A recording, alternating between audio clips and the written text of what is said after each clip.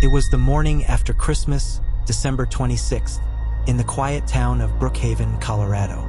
Snow dusted the rooftops, Christmas lights still twinkled faintly, and the world seemed wrapped in peace.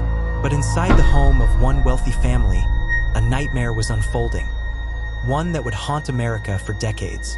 At 5:52 a.m., police received a frantic 911 call.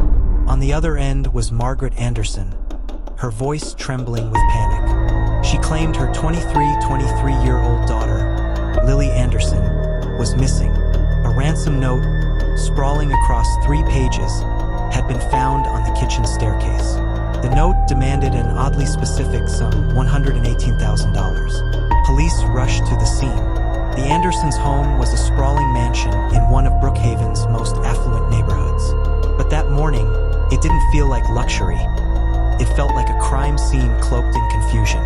The ransom note was long, rambling, and strange.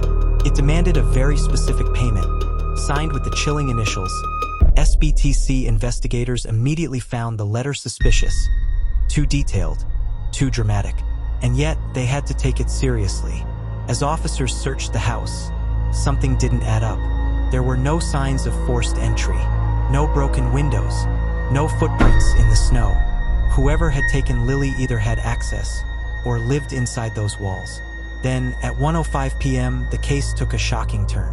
While searching the basement, John Anderson, Lily's father, made a discovery that shattered what little hope remained. There, behind a locked door, lay the lifeless body of 6-year-old Lily Anderson.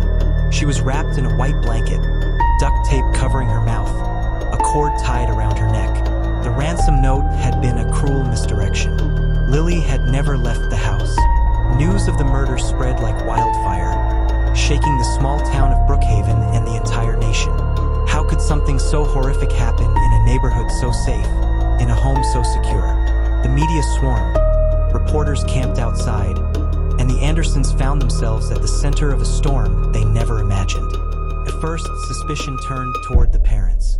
Detectives noticed inconsistencies in their statements. Why would Margaret call 911 before thoroughly searching the house? Why did John, not the police, find the body in a room officers had overlooked?